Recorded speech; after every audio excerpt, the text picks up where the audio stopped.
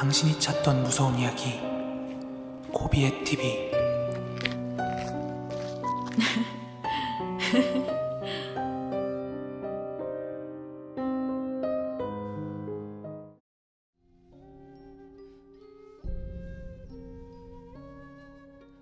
이 이야기는 돌아가신 저희 외할머니로부터 들은 이야기입니다. 저는 어릴 때 부모님께서 일찍 이혼하셔서 양육권이 엄마 쪽으로 넘어가게 되었어요. 그래서 엄마는 돈 문제 때문에 바깥에서 주로 생활을 하셨고, 저는 외할머니 손에 길러져서 제가 중고등학교 들어갈 무렵에는 선생님들한테도 얘 되게 애늙은이 같다 이런 소리를 많이 들었습니다. 엄마보다는 할머니와 함께 있는 시간이 많아서 그런지 할머니에게 보고 듣는 것들이 참 많았어요. 그 중에서 제가 할머니께 들은 가장 기이했던 이야기 하나를 들려드리고자 합니다. 이 이야기의 시작은 할머니가 고무신을 신고 다니던 8살 무렵, 아주 어린 시절로 거슬러 올라갑니다. 어린 시절 할머니네 집은 방 3개, 작은 창고방이 하나 있는 기와집이었는데, 마당은 흙마당이었지만 담장을 벗어나면 돌과 자갈이 깔린 비포장도로가 나왔대요. 그러다 어느 하루는 할머니가 엄마를 따라서 밭에 나갔다가 집으로 돌아오던 도중에 그 길 위에서 참으로 이상한 장면을 목격했답니다. 그건 바로 고작 할머니 또래 정도로밖에 안 돼 보이는 어린 남자아이가 어떤 할머니를 등에 업고 걸어가는 모습이었어요. 게다가 그 동네에 살던 아이도 아니고 처음 보는 아이였대요. 그래서 옆에 있던 엄마한테 "우와, 저 아이 힘이 완전 장사예요." 이렇게 이야기하자 엄마는 "어? 누구?" 하면서 되묻더랍니다. 당시 어렸던 할머니는 그 상황을 잘 이해하지 못했지만 그 장면은 할머니 눈에만 보였던 거예요. 그렇지만 전혀 이상하다고는 생각을 못하고 그 아이가 참 힘이 세구나 하는 기억을 새기고 집으로 돌아갔답니다. 그리고 바로 다음날 아침이었답니다. 집에서 걸어서 1분 남짓 떨어진 이웃에 살던 또래 남자아이가 자다가 죽었는지 아침에 눈을 뜨지 않고 숨을 거뒀다며 아주 난리가 났었답니다.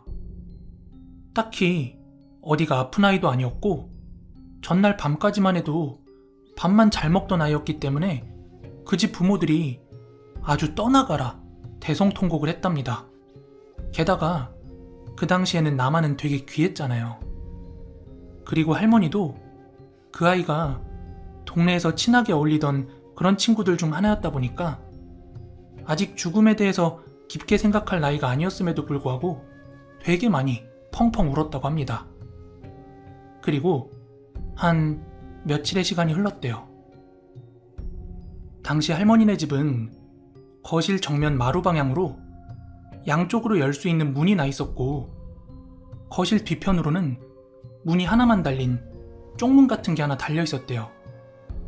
그래서 그 뒤편의 쪽문을 열면 집 뒤쪽으로 높은 언덕배기에 있는 텃밭이 보였다고 합니다.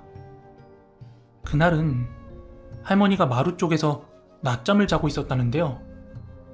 그렇게 한참 자다 말고 살짝 눈이 떠졌는데 그 뒤편 쪽문 너머 텃밭 쪽으로 누군가 걷고 있는 게 보이더래요. 그래서 가족 중 한 사람인가 싶어서 이렇게 자세히 보고 있는데 그 사람은 다름 아니라 얼마 전에 죽었다는 그 이웃집 아이더래요. 그런데 걷고 있는 그 아이 등 뒤로 누군가를 업고 있는데 자세히 보니까 웬 할머니를 업고 있더래요. 게다가 그 아이의 표정이 매우 어두워 보였다고 합니다. 아무튼 분명히 얼마 전에 죽었다는 그 아이가 우리 집 텃밭을 서성이니까 이게 뭔 일인가 싶어서 눈을 비비고 딱 일어났더니 감쪽같이 눈앞에서 사라졌답니다. 그래서 잠결에 헛것을 본 건가 생각을 하고 잠시 눈을 감고 있다가 다시 잠에 들었고 그때 꿈을 하나 꾸게 되었는데 그 꿈의 내용은 다음과 같았답니다. 주변이 아주 어두웠는데 얼마 전 죽은 그 아이가 할머니 앞에 나타나서 오늘 밤 절대로 자면 안 돼? 알았지? 절대로 자면 안 돼? 무언가에 쫓기듯 급하게 이 한마디만 남기고 스르륵 사라졌대요. 그런데 보통 좀 나이가 들어야 꿈에 의미를 부여하지 어린 나이에 꿈꾼 걸로 크게 의미 부여 안 하잖아요. 하지만 할머니는 이상하게 그 꿈이 너무 생생해서 그날 밤은 자면 안 되겠다고 생각을 했답니다. 그렇게 그날 밤이 찾아왔고 잠자리에 누운 채로 하룻밤 깨어있어 보자 하고 마음을 먹었답니다. 그렇지만 지금의 초등학생쯤밖에 안 된 할머니는 졸음을 이기지 못하고 깜빡 잠이 들었고 그 꿈속에서 다시 그 죽은 아이를 마주치게 되었다고 합니다. 하지만 낮에 봤던 모습과는 너무나도 달랐다고 합니다. 대충 눈대중으로 봐도 한 20걸음 이상 떨어진 곳에 그 아이가 서 있었는데 표정이 완전히 뭔가 넋이 나간 표정이었고 등 뒤에는 사납게 생긴 한 할머니를 업고 있더랍니다. 그런데 빤히 자기를 바라보던 그 엎혀있던 할머니가 갑자기 굉장히 날카로운 목소리로 전현, 얼른 잡아.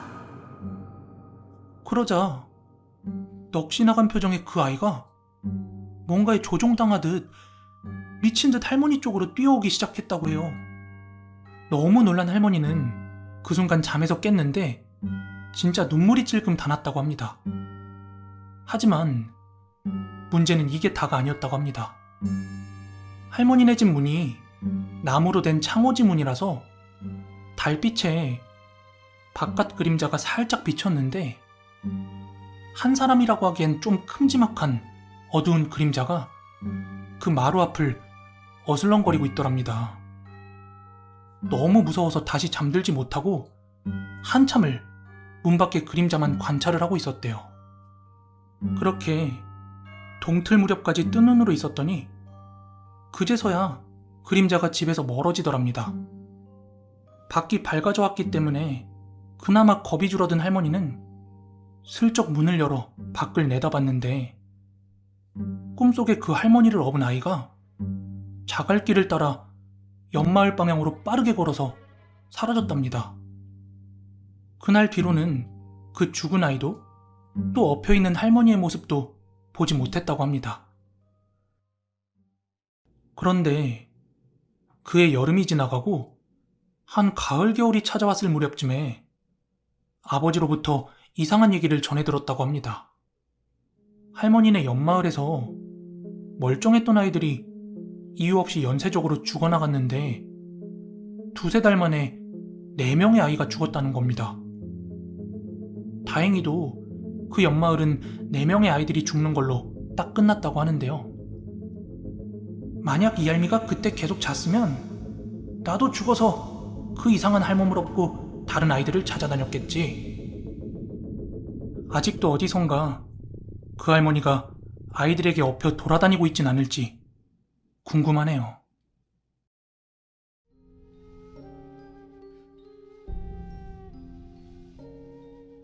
그때가 작년 이맘때였을 겁니다.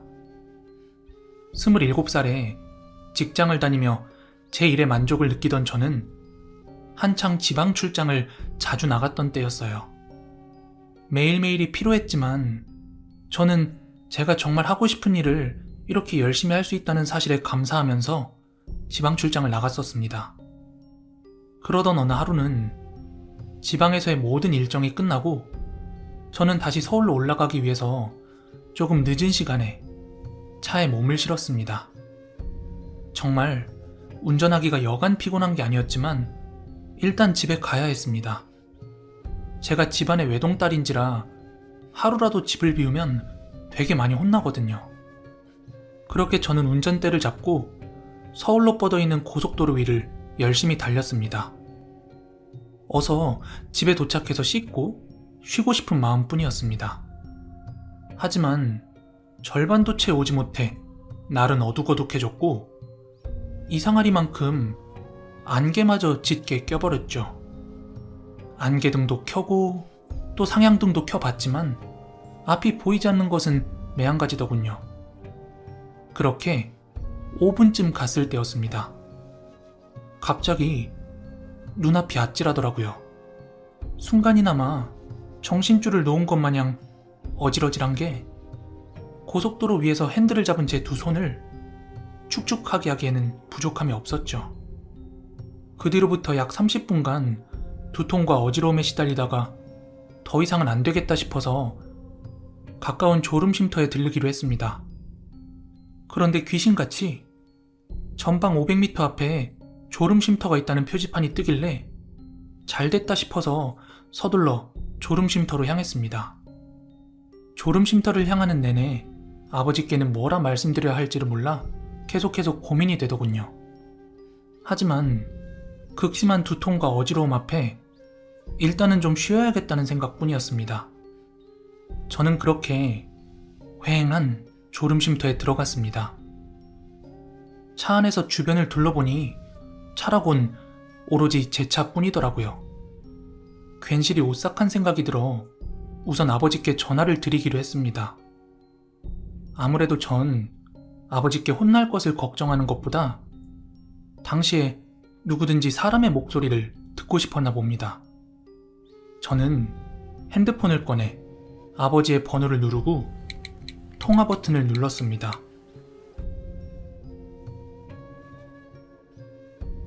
근데 이상하리만큼 핸드폰 스피커가 조용하더군요. 그래서 저는 신호가 좀 늦게 가는가 보다 하고 잠시 기다렸지만 20여 초가 지날 때까지 전화를 거는 소리가 전혀 들리지 않았습니다. 저는 고개를 갸웃거리며 통화를 종료하고 다시 전화를 걸었습니다. 하지만 역시나 신호는 가지 않았습니다. 저는 차에서 내려 주변을 둘러보았죠. 완벽하게 어두워진 하늘, 짙게 낀 안개, 불빛 하나 없는 쉼터, 구름에 가려진 달빛으로 희미하게 보이는 차의 윤곽. 정말 오싹한 기분이 들더군요. 어쩐지 무섭기도 하고 또 쌀쌀하기도 해서 저는 다시 차에 탑승했습니다. 시트에 앉자마자 저는 등받이를 뒤로 젖히고 누워 있었습니다. 그렇게 눕는 순간 트렁크 쪽에서 노크 소리가 들리더군요. 저는 괜시리 무서운 마음에 차 문을 잠그고 백미러와 사이드미러로만 뒤를 확인해 보았습니다. 하지만 아무것도 보이지가 않았습니다.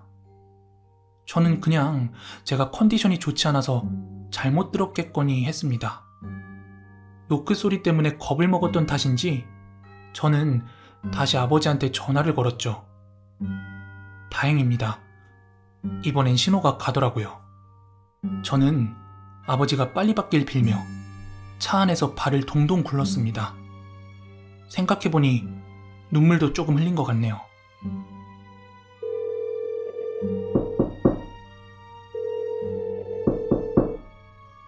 신호가 가는 중 아까보다는 좀 더 큰 소리로 텅텅텅 하는 소리가 나더군요. 정말 오싹했습니다. 흡사 무언가로 트렁크를 내려치는 듯한 소리였죠. 저는 전화기를 떼지 않고 고개도 돌리지 않은 채 눈동자만 움직여 백밀러를 바라봤습니다. 하지만 여전히 아무것도 보이지 않더군요. 아무것도 없다는 안도감, 그리고 동시에 소리의 근원에 대한 공포로 저는 패닉 상태에 빠져 있었습니다. 그렇게 울어버릴 것만 같았을 바로 그때 아버지께서 전화를 받으시더라고요. 희영이냐? 어디쯤 오고 있냐? 예, 아버지. 저 지금 잠깐 쉬고 있어요. 곧장 집으로 오지 않고 해. 그게... 갑자기 머리가 너무 아파서. 그래, 그럼 일단 내려봐. 한번 보자꾸나. 이러곤 전화를 끊으시더군요. 그래서 저는 무의식적으로 운전석 문고리를 잡았다가 화들짝 놀라고 말았습니다. 그래, 그럼 일단 내려봐. 한번 보자꾸나. 그럼 일단 내려봐. 한번 보자꾸나. 네, 오늘 준비한 무서운 이야기는 여기까지고요. 저도 졸음쉼터에서 어디 가서 뭐 이야기할 정도는 아니지만 신기한 걸 봤던 경험이 있어서 조금 얘기해드릴게요. 이제 저 같은 경우는 장거리 운전이나 야간 운전을 주로 하거든요. 근데 예전에는 이 졸음쉼터가, 요즘에는 거의 다 화장실이 있는데 그때는 화장실이 있는 졸음쉼터가 있고 또 없는 졸음쉼터가 있었어요. 근데 제가 야간에 운전을 하다 보니까 약간 졸립기도 하고 또 동시에 화장실도 가고 싶어서 일단 가장 가까운 졸음쉼터에 차를 세웠거든요. 근데 거기는 화장실이 없는 졸음쉼터였어요. 그래서 어쨌든 당장 소변은 봐야 되니까 그 졸음쉼터 가장자리에 있는 펜스 쪽으로 갔습니다. 이 펜스 너머 쪽으로는 산이었어요, 산. 뭐 인가가 있는 것도 아니고 그냥 생산이었는데 제가 소변을 보려고 이렇게 바지를 내리고 딱 땅을 보는데 이제 그때 후레쉬로 비치면서 봤거든요, 땅을. 근데 그 졸음쉼터에 사람도 없고 민가도 없는데 그 산 밑에 덩그러니 제사상이 차려져 있는 거예요. 막 종류별로 과일들이 놓여져 있고 소주 잔이랑, 그러니까 종이컵이랑 소주병이 놓여 있었는데 도대체 거기에 제사상이 왜 있었는지가 아직까지 풀리지 않는 궁금증이거든요. 하여간 뭐 그런 경험이 있습니다. 여러분들 가시기 전에 좋아요, 구독하기 꼭 눌러주시고요. 저는 내일 더 무서운 이야기로 찾아오도록 하겠습니다. 감사합니다.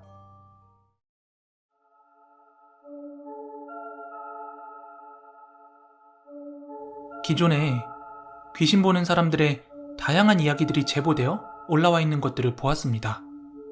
그래서 조금 식상할까 싶어서 제보를 할까 말까 고민을 하다가 완전히 다른 차원의 이야기라 한번 제보해보게 되었습니다. 이건 제 예전 회사 동료의 이야기이고 지금까지 절대 잊을 수 없는 두 가지 이야기를 말해보려고 합니다. 지금은 서로 다른 곳으로 직장을 다니고 있고 그냥 외부에서는 진짜 친한 친구처럼 지내고 있는데요. 이 친구는 소위 귀신을 보는 친구입니다. 처음엔 저도 이 친구의 이상행동에 막 깜짝깜짝 놀라기도 했어요. 뭐 가령 예를 들자면 예전 회사에서 가평으로 MT를 갔을 때 야외에서 다 같이 바베큐와 술을 먹고 있었거든요. 근데 아무도 없는 허공으로 고개를 돌리다가 막 혼자 깜짝이야 하면서 놀래고, 그래서 직원들이 왜 그래 하고 물어보면 바로 대답 못하고 막 머뭇거리다가 끝내 벌레 때문에 그랬어 막 이러며 둘러대고 그러더라고요. 아무튼 그 친구와는 나중에 가서 사무실 인테리어 공사 후에 책상 위치를 서로 붙어 앉게 되면서부터 급속도로 친해지게 되었죠. 그 친구가 귀신을 본다는 사실을 처음 알게 된 건 술자리였습니다. 이건 절대 다른 직원들한테 말하면 안 돼? 너랑 나 둘의 비밀이다? 본인이 가끔 한 번씩 깜짝깜짝 놀라는 이유가 귀신이 항상 보이는 게 아니라 컨디션에 따라 다르기도 하고 또 전혀 생각지 못한 순간에 보이기도 한다는 겁니다. 그래서 넋 놓고 있다가 근처에 귀신이 보이면 막 화들짝 놀라고 한다더라고요. 저는 이런 그 친구가 무섭다기보다는 그저 신기했을 뿐이었습니다. 얘를 알고 지낸 지 벌써 4년이 넘었는데요. 그냥 귀신이 가끔 보인다는 거 말고는 다른 친구들과 다를 게 없는 평범한 친구였어요. 그러던 어느 하루는 점심시간에 회사 근처에 있는 닭갈비집에서 둘이서 점심을 먹고 있었는데요. 그 식당은 벽이 완전히 통유리로 되어 있어서 밖이 훤히 보였는데 저희 회사 옆 건물에서 일하는 사람들도 분주히 들락날락 하더라고요. 말 한마디 안 섞어봤어도 매일 점심시간이면 보이는 얼굴들이다 보니까 저 건물 사람들인 건 다 알거든요. 그런데 저랑 밥을 먹던 그 친구가 그쪽 회사 사람들 무리 중에 딱 한 사람을 지목해 가리키면서 야, 저 남자 뭔가 이상해. 뒤에 어떤 여자가 계속 졸졸 따라다녀.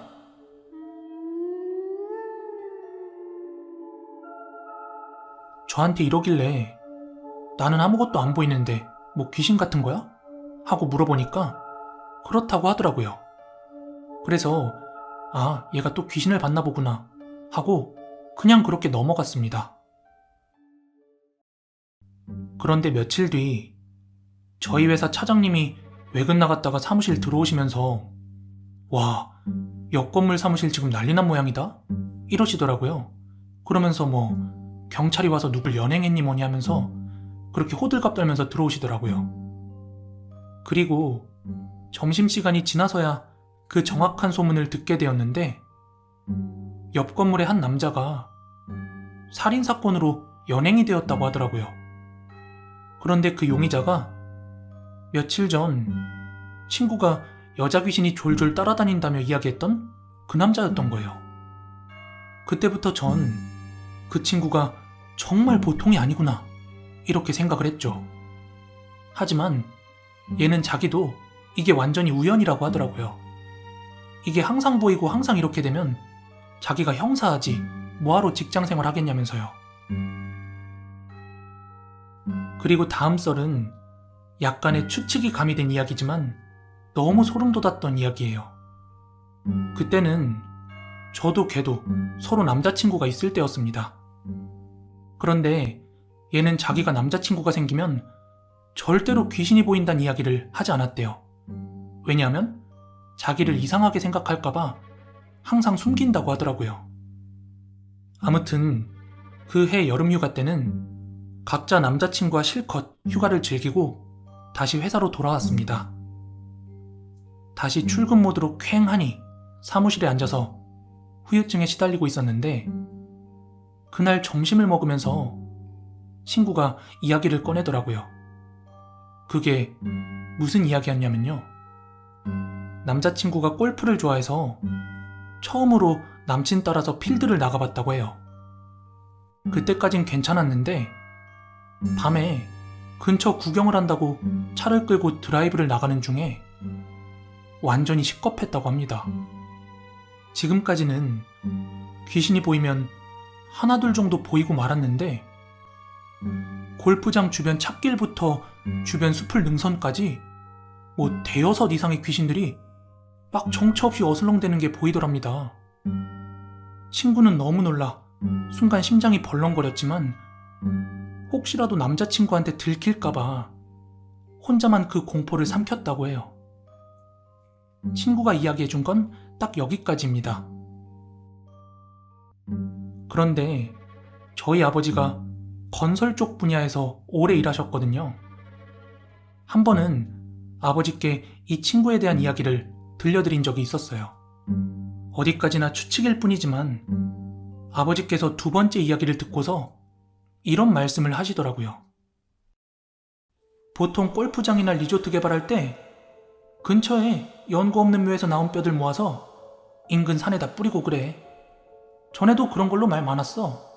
조상들 묘 없어졌다고 후손들이 건설사에 막 들고 일어나고 그랬거든.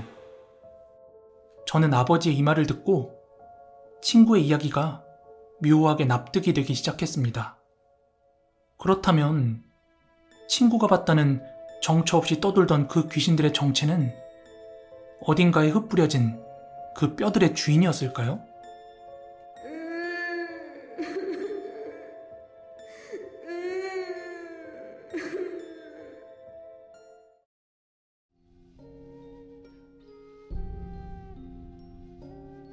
최근 살목지 괴담편 영상을 보고서 이렇게 이야기해봅니다. 저는 붕어 낚시만 15년 넘게 해온 낚시꾼입니다. 낚시 카페나 커뮤니티 같은 곳을 보면 전국 저수지나 소류지 이곳저곳에서 귀신 목격담이 어디든지 다 있습니다. 왜 그런 걸까요? 생각해보면 되게 단순한 건데 아마 거기에서 낚시가 가능하기 때문일 겁니다. 아마도 낚시가 불가능한 지역이라면 애초에 발길이 닿지 않을 테니까 그런 목격담도 없었겠죠. 전국적으로 낚시가 금지되어 있는 곳이 굉장히 많고 그 이유 또한 굉장히 다양합니다. 단순히 지형지물이 위험해 익사사고가 많이 발생하는 지역이라서 또는 낚시꾼들이 워낙 쓰레기를 많이 버리고 다니는 등 이런 여러 가지 이유가 있겠죠. 하지만 그거 아세요? 진짜 귀신이 나오기 때문에 낚시를 금지시킨 곳이 있다는 거요. 어딘지는 밝히지 않고 이야기 하나 해드리겠습니다. 그곳은 마을 옆 산으로 자리 잡은 작은 소류지입니다. 그리고 그 근처로는 사유지 안내 및 여러 가지 이유로 진입과 낚시를 금지한다는 그런 안내가 써붙여져 있습니다. 심지어 그곳은 외지인이 절대 들어갈 수도 없는데 처음 보는 차가 그 방향으로 들어갈 때면 동네 주민들이 다 주시를 하고 있습니다. 한밤중이라도 그곳에 들어갈 때 골목 어귀에 개들이 막 짖어대기 때문에 마을 사람들이 다 압니다. 누구 하나라도 거기에 진입하는 것처럼 보이는 낚시꾼 행세를 하고 있으면 바로 신고해서 낚시를 못하도록 끌어내립니다. 그 이유는 다른 게 없습니다. 진짜 귀신 때문에 사람이 죽어나가는 곳이기 때문이에요. 그래서 거길 아는 꾼들 사이에서도 그저 낚시 금지 구역으로만 알려져 있지 정확한 사유는 아는 사람이 없습니다. 정확히 그 귀신의 정체는 모르지만 오래전부터 동네 사람들 사이에선 그곳에 귀신이 나온다며 진입을 쉬쉬하는 곳이었다고 합니다. 당시에는 낚시 금지 같은 건 없었고 동네에서만 그냥 쉬쉬하던 정도였다고 합니다. 거기에서 낚시를 하거나 나무를 뜯다가 귀신을 보고 혼비백산 내려온 사람들만 좀 있었을 뿐 사람이 죽거나 하진 않았으니까요. 그런데 한 번은 낚시에 막 관심을 가지기 시작한 젊은 학생이 거기에 갔던 것이 발단이 됩니다. 그 학생은 귀신이 어딨냐 하는 젊은 패기로 동네 사람들의 이야기를 무시하고 해가 질 무렵 아버지의 낚싯대를 가지고 그 소류지로 올라간 것이죠. 그렇게 대를 편성하고 낚시를 시작했는데 오랫동안 발길이 닿지 않은 곳이라 그런지 입질도 잘 오고 붕어 사이즈도 꽤나 준수했다고 합니다. 그러던 중 굉장히 묵직한 입질이 찾아옵니다. 우와, 이거 제법 빵이 크겠는데? 그런데 조금 이상했대요. 보통 파닥거리거나 탕탕탕 치는 입질과 달리 묵직한 게 슬그머니 당기는 대로 딸려오더랍니다. 그리고 거의 뭇가까지 다 당겨왔을 쯤에 이 학생은 그대로 주랭랑을 칠 수밖에 없었습니다. 왜냐하면 낚싯바늘에 걸려서 떠오른 건 물고기가 아니라 학생을 노려보는 귀신의 머리였거든요.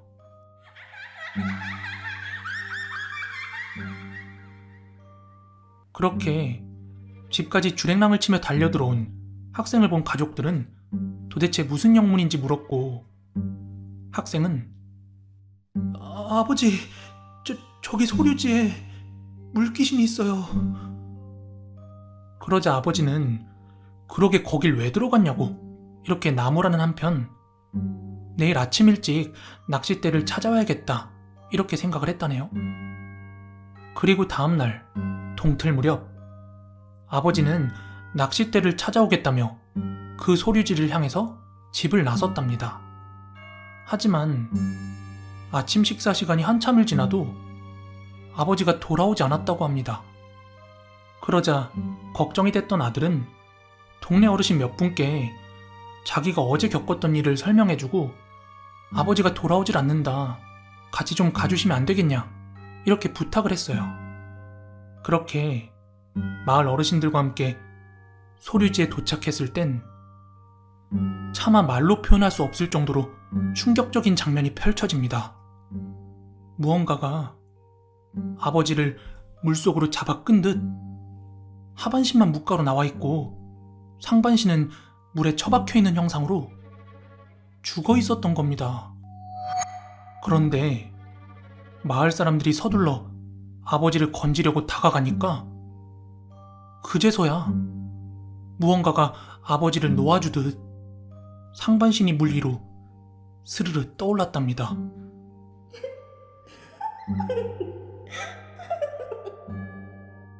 동네가 난리가 났대요. 아들내미의 그런 이야기를 듣지 않았더라면 그냥 단순 사고로 생각했을 수도 있는데 아들내미의 이야기까지 다 듣고서 올라갔던 터라 마을 분들은 이제 저기 귀신이 사람 잡는다며 질겁을 했답니다. 그 사건 뒤로 이곳은 철저하게 낚시 금지 구역으로 마을 사람들이 나서서 관리하고 있고 지역 경찰 또한 낚시한다고 신고 들어오면 굉장히 예민하게 출동한다고 합니다.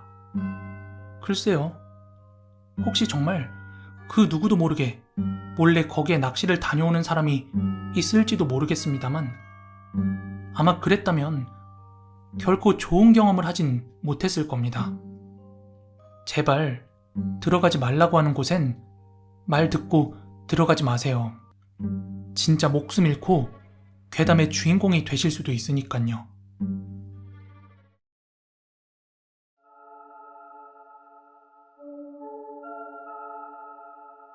제가 20살이던 해에 오후까지는 태권도 사범을 하고 그 이후에는 재수학원을 다니며 생활을 하고 있었습니다. 당시 재수학원에는 제가 호감을 가지고 있던 여자애가 하나 있었는데 어느 하루는 11시에 수업이 끝났는데도 걔가 집에 안 가고 계속 학원을 서성이고 있더라고요.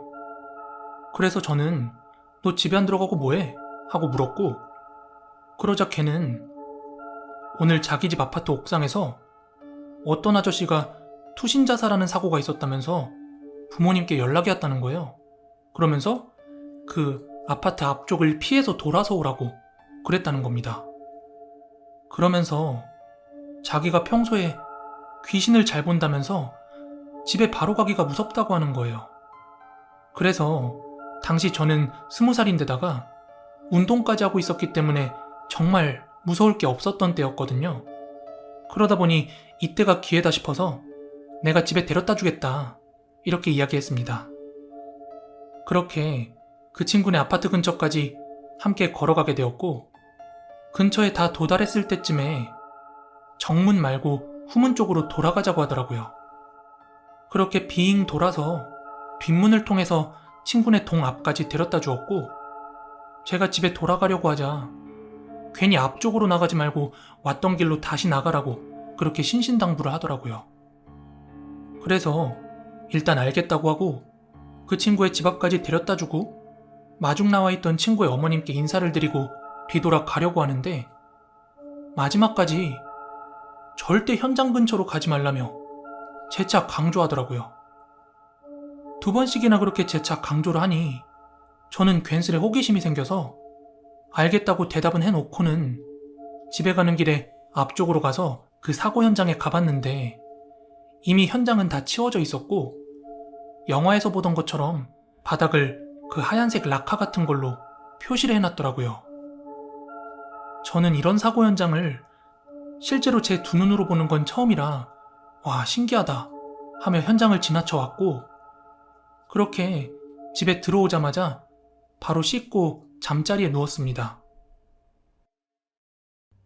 그렇게 한참 잠을 자고 있었는데 중간에 뭔가 느낌이 쎄해서 눈을 뜨고 일어나 보니까 제 머리 위로 어떤 아저씨가 앉아서 절 내려다보고 있더라고요. 저 너무 깜짝 놀라서 몸을 일으키려고 했는데 몸이 전혀 말을 안 듣더라고요. 그런데 제가 정말 무서웠던 이유는 그 아저씨 얼굴이 위쪽으로는 뭉개져서 아무것도 없고 입만 보이고 있더라고요. 입만. 태어나 처음 경험하는 느낌이라 와 이거 큰일 났다.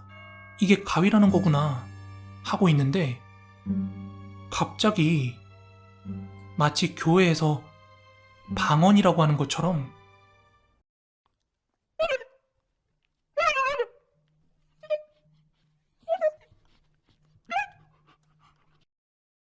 전혀 알아듣지 못하겠는 말을 엄청 빠르게 혼자 중얼중얼거리다가 갑자기 딱 소리가 멈추는 거예요. 그러더니 손을 뻗어 제 머리맡에 놔뒀던 핸드폰을 들더니 누군가한테 전화를 걸었는지 신호음이 가더라고요.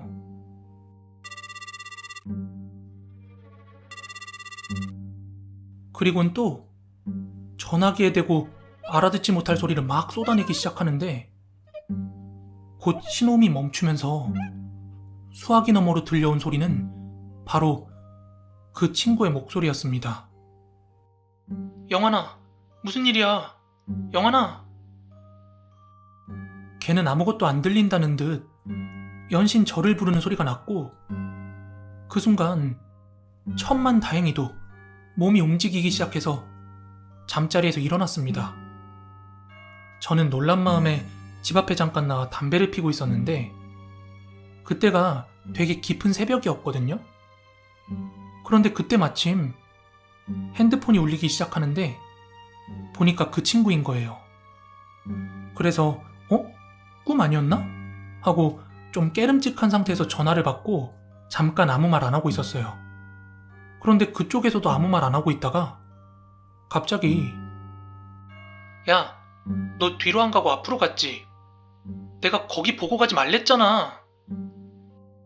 이러며 저한테 화를 냈고 전 너무 무서워서 야, 너 뭔 소리야? 나 안 갔어. 너 꿈 꿨냐? 이러면서 절대 안 갔다고 빡빡 우겼습니다. 그러자 그 친구는 절 한참을 의심하더니 마지막엔 야, 너 오늘 핸드폰 배터리 빼놓고 자라? 이러더라고요. 저는 야, 난 그런 거 전혀 안 믿어 하며 호기롭게 대답했지만 결국에 집에 가서는 그 친구가 시키는 대로 배터리를 분리해놓고 잤고 다시 가위를 눌리진 않았습니다. 그리고 다음날 학원에 갔더니 그 친구는 전혀 아무 일 없었던 것처럼 행동을 하더라고요. 당시 저는 그게 너무 무서워서 호감이고 뭐고 그냥 그 친구를 멀리하게 되었습니다. 그리고 그 뒤로 6년이라는 시간이 흘렀습니다. 한 번은 당시 함께 공부했던 형하고 맥주 한잔 하다가 그 형이 야, 너가 전에 좋다고 했던 걔 요즘 뭐 하는 줄 아냐? 하며 저에게 물어왔고 저는 그때 일을 아무한테도 말하지 않았기 때문에 굳이 그 일은 언급하지 않았고 나 걔 좋아한 적 없다 하며 얼버무리자 이어진 그 형의 말은 야, 걔 요즘 서울에서 무당하고 있더라. 저는 형에게 에이 형, 구라치지 마요 이렇게 말했더니 그 형이 갑자기 핸드폰을 집어들어서 그 저장돼 있던 그 친구의 카카오톡 프로필 사진을 딱 켜가지고 보여주는데 영화나 드라마 이런 데서 화면으로다 보던 되게 알록달록한 한복을 입고 그걸 프로필 사진으로 해놨더라고요. 그거 보고 괜스레 막 소름이 돋아서 그 형한테 지난 일들을 다 설명해주고 내 앞에서 걔 이야기 하지 말아달라고 그렇게 부탁했습니다. 제가 처음이자 마지막으로 가위에 눌린 경험이었고 지금은 또 3년이 지나서 그 일을 경험한 뒤로 총 9년이 지났네요. 아직까지도 전 귀신은 믿지 않지만 사건 현장이나 사람이 죽은 곳은 함부로 가면 안 된다 하는 그런 어른들의 말이 괜히 하는 소리가 아니구나 하는 걸 뼈저리게 느꼈습니다.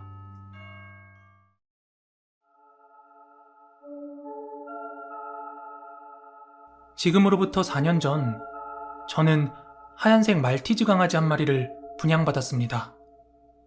당시 친구가 부천에 있는 모 애견샵에서 아르바이트를 하고 있어서 제가 한번 구경을 갔던 적이 있어요. 거기에 있던 강아지 대부분이 태어난 지 얼마 안 된 작고 귀여운 그런 강아지들이라 사람들이 막 귀여워서 어쩔 줄 몰라 하더라고요. 그 중에서는 비교적 사이즈가 컸던 아이들도 있었는데 그때 본 아이들 중 하나가 제가 지금 키우고 있는 말티즈 구름이에요. 근데 뭔가 아주 작은 그런 아이들에 비해서는 사람들한테 외면받고 있다는 느낌을 지울 수가 없어서 저는 갑자기 모성 본능이 발동해서 계획에도 없었는데 그 강아지를 데려오게 되었어요. 그리고 지금까지 이쁘게 기르고 있었는데 사건은 작년 여름이었습니다. 작년 이맘때는 한창 코로나 때문에 예민한 시기였기 때문에 주간에는 강아지를 데리고 산책을 나갈 수가 없었습니다. 물론 제가 출퇴근을 해야 하기도 했지만요. 며칠 동안 같이 집에만 있기도 해봤지만 집이 그닥 뛰어놀 만큼 큰 집도 아니라서 구름이가 스트레스를 많이 받아 하더라고요. 그래서 마지못해 사람을 마주칠 일이 없는 아주 늦은 밤 12시에서 1시 사이에 주로 산책을 데려나가곤 했습니다. 그런데 저 같은 생각을 하는 사람이 또 있어서 그런지 아주 늦은 시간인데도 불구하고 간간히 다른 산책하는 견주들도 이렇게 지나치긴 했습니다. 그땐 혹시 하는 마음에 진짜 무섭더라고요. 코로나 때문에요. 아무튼 그렇게 늦은 산책을 이어가던 어느 하루였습니다. 그날은 퇴근할 때부터 계속해서 비가 내려서 오늘 밤에는 산책 때려나가긴 글렀구나 이렇게 생각을 하고 있었어요. 그렇게 집에 도착해서도 밤늦게까지 비가 내렸고요. 그러다가 아주 밤늦게서야 비가 그쳤습니다. 뭐 아시겠지만 강아지 산책 못하고 주인만 쳐다보고 있으면 그거 되게 미안하거든요. 그래서 다음날 구름이 목욕시킬 것 각오하고 바닥이 젖어 있는 상태였지만 그냥 뒷산으로 산책을 나갔습니다. 그날 밤은 아무래도 비가 온 뒤라 그런지 평소처럼 하나둘 마주치는 사람조차 없었습니다. 정말 고요하더라고요. 그렇게 한 15분, 20분 정도를 걸어서 산꼭대기를 찍고서 다시 내려가기 시작할 때였습니다.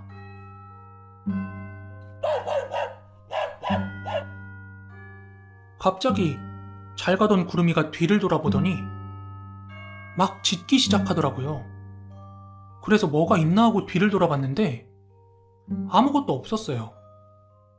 낯선 사람이나 강아지들이 지나가도 어지간해선 짖지 않는 구름이가 막 앙칼지게 대차게 짖더라고요. 그래서 억지로 몸줄을 당기며 내려오는데 자꾸 가다 말고 멈춰서 뒤를 돌고를 계속 반복하길래 뭐 수풀 속에 청설모 같은 거라도 봤나? 아니면 지금 이게 집에 들어가기 싫어서 버티는 건가? 뭐 이런 생각을 처음엔 했죠. 하지만 이게 계속 반복이 되면서 저도 막 소름이 돋더라고요.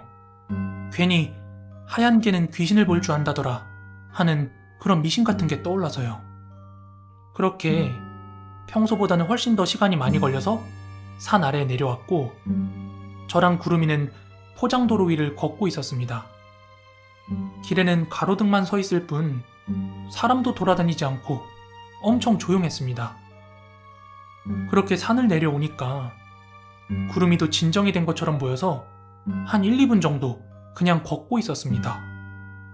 그런데 그때 갑자기 구름이가 화들짝 놀라 뒤를 돌아보더니 아까보다도 더 맹렬하게 막 짖기 시작하는 거예요. 그래서 뭐지? 하고 저도 뒤를 돌아봤는데 아무것도 없어서 구름아 오늘 왜 그래? 맨날 밤에만 나와서 화났어? 이러며 쭈그리고 앉아 구름이를 달래고 있다가 저는 그대로 굳어버리고 말았습니다. 그 이유는 저희가 지나왔던 길 중간에 가운데가 오목하게 파여서 물이 고여있는 곳이 보였는데요.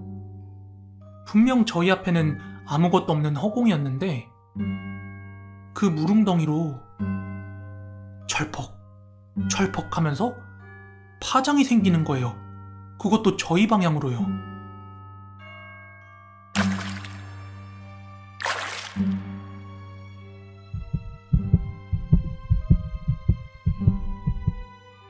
게다가 그때 구름이가 점점 고개를 들면서 뒷걸음질을 치는데 뭔가가 우리에게 가까워진다는 생각에 저는 본능적으로 구름 위를 안고 집을 향해 헐레벌떡 뛰기 시작했습니다.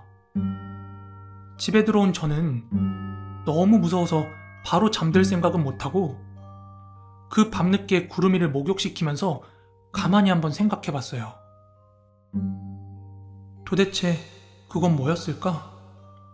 아무리 가로등에서 물방울이 떨어져도 그렇게 철퍽철퍽 파동이 생기는 일은 없을 텐데 말이야. 그렇게 생각해본 결과 제 결론은 구름이는 산에서부터 귀신을 본 거고 그 귀신이 산 밑까지 따라왔다는 게 제 결론이었어요. 아마도 코로나 때문에 산 사람의 양기가 줄어 잡기가 활개를 친 게 아닐까 하는 생각도 들고요. 또 코로나가 아니었다면 그렇게까지 늦은 시간에 나올 일이 없었을 텐데 하필이면 홀령이 활개를 칠 때 나왔다가 마주쳤던 건 아닐까? 뭐 이런 생각도 듭니다. 그래서 지금도 아주 밤늦게는 그 뒷산에 올라가고 있지 않습니다.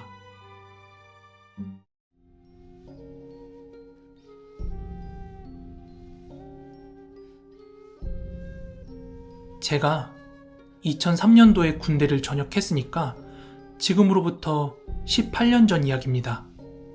전역을 하고 다음 학기까지 반년이라는 시간이 있었기 때문에 저는 그 기쁨에 하루하루 친구들과 게임에 매진해서 살고 있었습니다. 그러던 어느 여름날 중국에서만 20년 가까이 근무를 하고 계시던 저희 아버지한테 연락이 왔습니다. 제대했다고 집에서 탱자탱자 놀지만 말고 가을 학기 어학연수 신청해뒀으니까 중국으로 오라는 그런 명령 아닌 명령이었죠.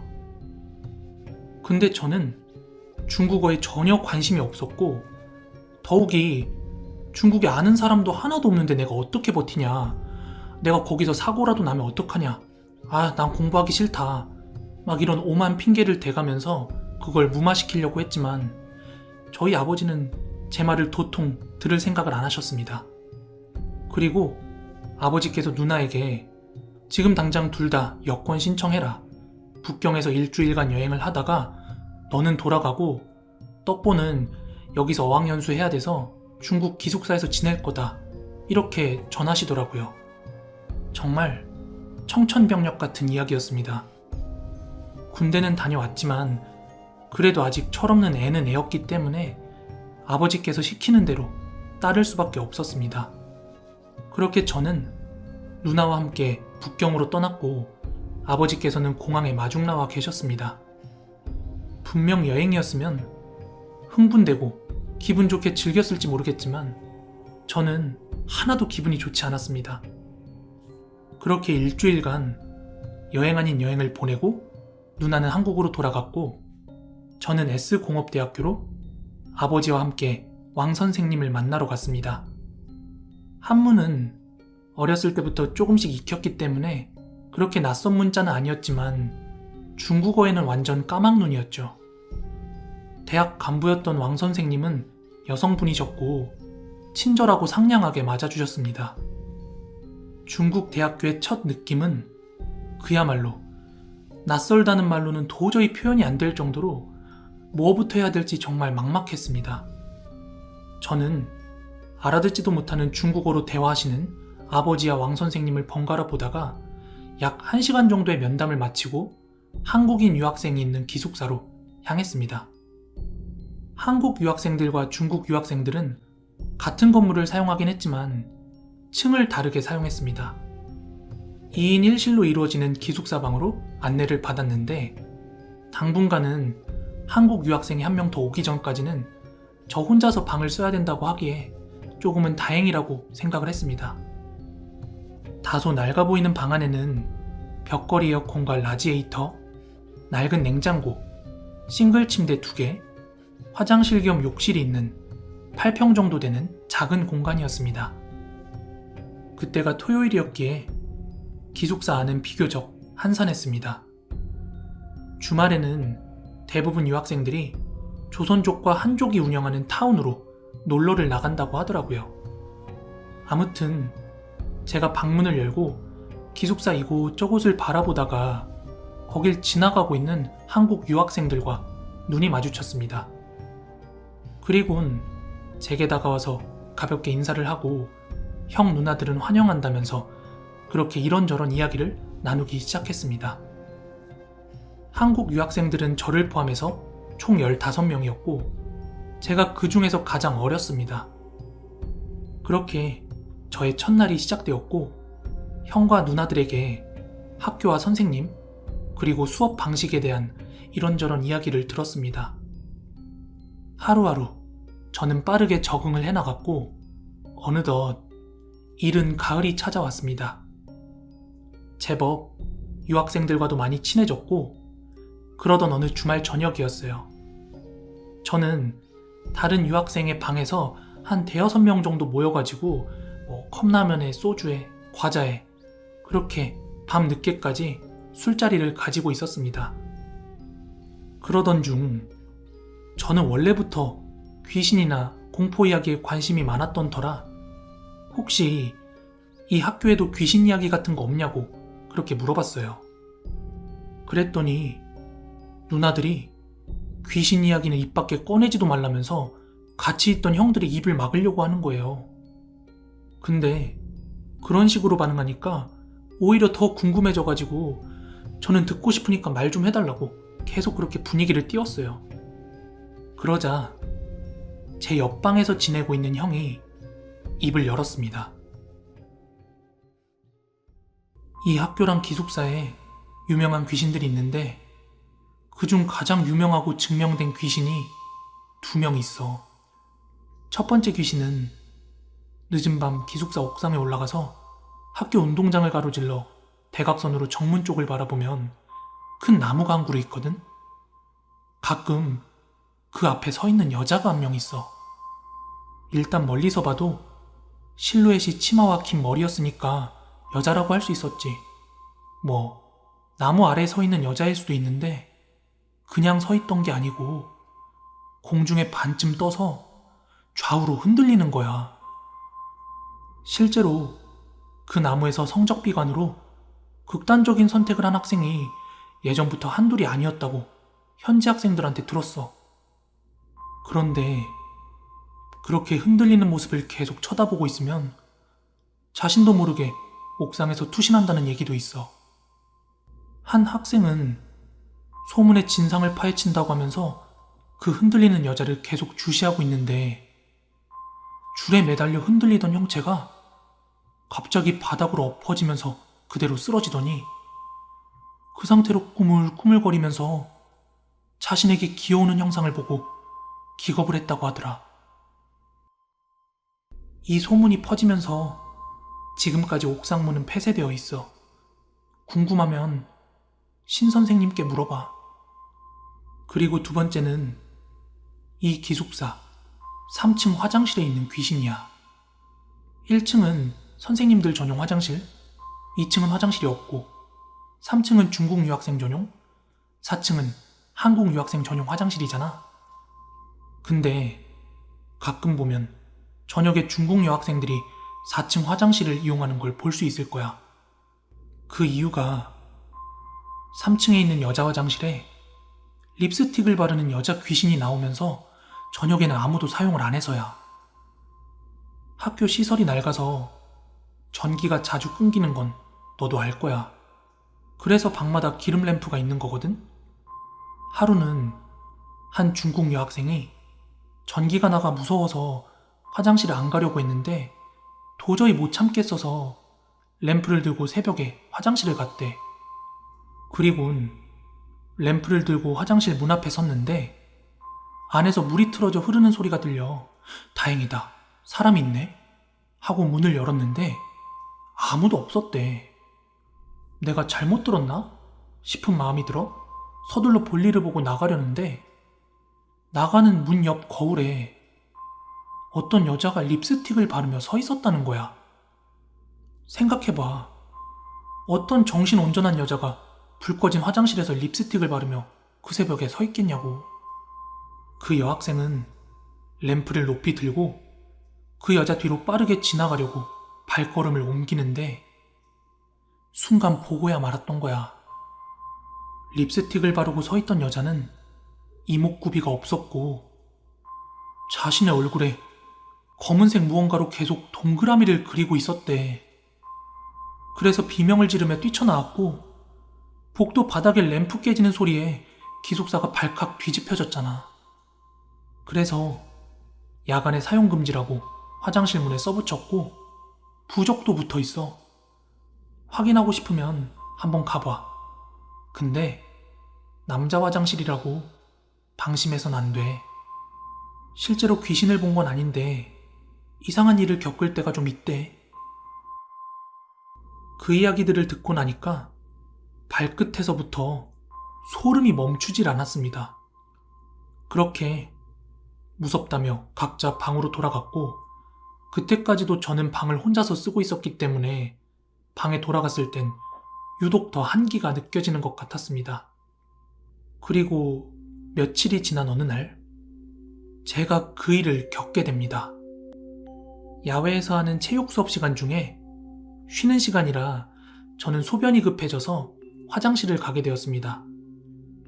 1층은 일반 학생들은 사용할 수 없기에 4층까지 올라가야만 했는데 소변이 급하기도 하고 좀 귀찮기도 해서 그냥 3층에 있는 중국 유학생 남자 화장실에 들어갔어요.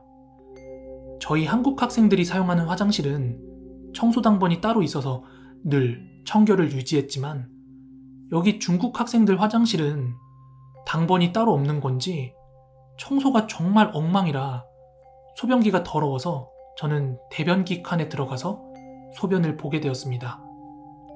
그렇게 볼일을 보고 있는데 밖에서 물이 틀어지는 소리가 들리는 거예요.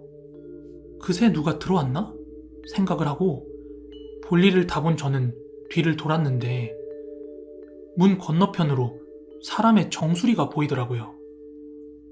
화장실 문이 낮기 때문에 누가 서 있으면 밖에 사람이 있는지 없는지 볼 수 있었거든요. 뭐지? 왜 내 앞에 있는 거야? 하며 혼잣말을 했죠. 문을 열려면 밖으로 열어야 해서 밖에 누가 서 있으면 문에 부딪힐 수 있으니까 저는 사람이 있다는 걸 알리려고 노크를 똑똑하고 알려줬습니다. 그리고 문을 살며시 열었는데 세면대에 물은 계속 틀어져 있는데 정수리가 보였던 사람은 온데간데 보이질 않는 거예요. 저는 당장이라도 자리를 박차고 뛰어나가고 싶었지만 뭔가 눈치를 채고 뛰어나가면 제 뒷덜미를 뭔가 딱 잡을 것 같아서 그냥 앞만 보고 천천히 걸어가면서 세면대에 틀어진 물을 잠궜어요. 그리고 이제 세 발짝만 더 가면 출입문 문고리를 돌릴 수가 있었는데 그 짧은 거리가 왜 이렇게 멀게 느껴지던지 무거운 발걸음을 한 걸음 한 걸음 떼고 손을 뻗어서 문고리를 잡는 순간 제 뒤에서 선명하게 여성의 음성이 들려왔습니다. 你看不到吗? 你看不到吗? 이 말을 직역하면 안 보여? 라는 뜻이었습니다. 숨을 쉴 수 없을 정도로 목이 막히고 온몸이 떨리기 시작했습니다. 전 화장실을 기다시피 빠져나왔고 다시 수업 현장으로 정신 나간 사람처럼 멍하니 걸어갔습니다. 왜 이렇게 늦게 왔냐는 말에 시계를 보니 쉬는 시간 10분을 넘어 20분이 지나서 제가 도착한 거더라고요. 분명 제가 느끼기에 단 몇 분이라고 여겼는데 꽤나 오랜 시간 동안 화장실에 있었던 거더라고요. 지금 생각해보면 그 화장실에는 거울이 없었어요. 귀신 때문에 거울을 없앴던 걸까요? 그렇게 전 어학연수를 마치는 반학기 동안 3층에는 내려가지도 않았습니다.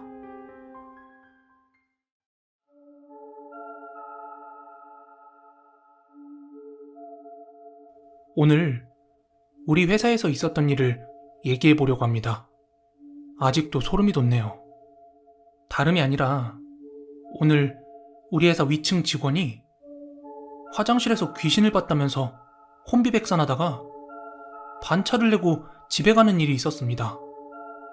그런데 어떤 미친 회사가 직원의 반차 사유가 귀신 목격에다가 또 그걸 이유로 집에 간다는데 승인을 해주겠냐고요. 하지만 저희 사장님이 그걸 승인해준 겁니다. 야, 뭐야? 그런 이유로 반차 승인이 났다고? 그러게.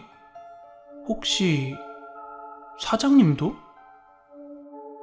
항상 보면 되게 현실적이고 원리원칙주의자인 사장님이 이런 사유로 반차를 승인해준 게 너무 신기해서 지금 다들 사장님도 그 귀신 누군지 아는 거 아니냐고 다들 떠들썩거리는 중입니다. 그런데 알고 보니 회사에서 누군가 귀신을 목격한 일이 이번이 처음이 아니더라고요. 지금부턴 저희 회사 차장님이 말해준 내용이에요.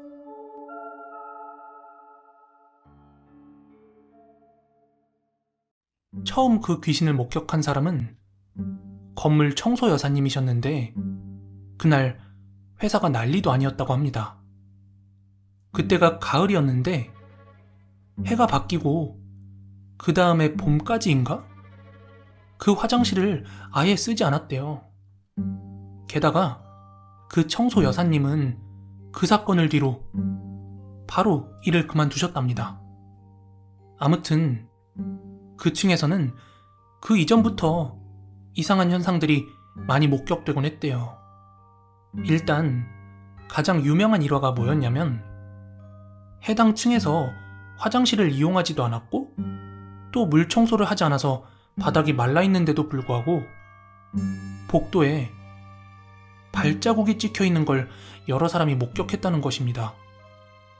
그런데 문제는 그 발자국이 신발 자국이 아니라 맨발 바닥으로 찍혀 있었다는 것이었죠. 누가 미쳤다고 회사에서 일부러 맨발로 돌아다니진 않았을 테니까 아는 사람들 사이에서는 귀신이 그 층을 돌아다니고 있다는 그런 소문이 돌게 되었습니다. 그리고 아까 말한 그 청소 여사님 있죠? 그분이 목격했다는 귀신의 모습은 이랬대요. 우리 회사 화장실 문이 밀고 들어가는 그런 나무 문이거든요. 일반 공중 화장실에서 흔히 볼 수 있는 아래가 뻥 뚫려 있는 그런 문이었죠. 그런데 그 틈 사이로 누가 막 바닥을 기어다니는 걸 보셨다는 겁니다.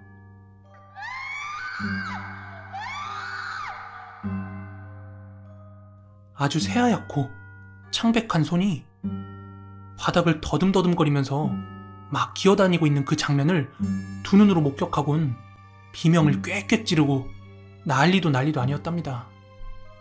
그래서 그 비명 소리에 놀란 직원들이 나와서 그 화장실 칸 문을 열어봤더니 아무도 없었다는 거죠. 아무튼 이 정도로 이야기가 돌았다는 건 결국 사장님도 그 귀신의 존재를 알았기 때문에 반차를 승인해준 거 아니었을까 싶어요. 저기 사장님, 저 반차 올린 것 좀 승인해주세요. 그래 김대리, 집에 무슨 일 있어? 그런 건 아니고요. 사실 오늘 화장실에서 귀신을 봤어요. 저 도저히 오늘 회사에 못 있겠습니다. 그래. 일단 집에 가서 푹 쉬고 내일 나와서 다시 이야기하자. 일단 들어가 봐. 오늘 제가 반차를 쓰게 된 이유는요. 회사에서 귀신 목격담이 있다는 거 전혀 몰랐어요. 저는 평소와 다를 것 없이 화장실에서 볼일을 보고 있었어요. 그런데 고개를 숙인 채 핸드폰을 보며 볼일을 보던 바로 그 순간 갑자기 하얀 손 두 개가 화장실 문 밑으로 들어와서 뭔가를 찾듯 마구 더듬거리길래 너무 놀라서 비명을 질러댔습니다. 그리고 황급히 화장실 문을 열고 나갔는데 세상에, 마른 화장실 바닥에 누군가 기어다닌 것처럼 손자국들이 바닥 가득히 찍혀 있었습니다.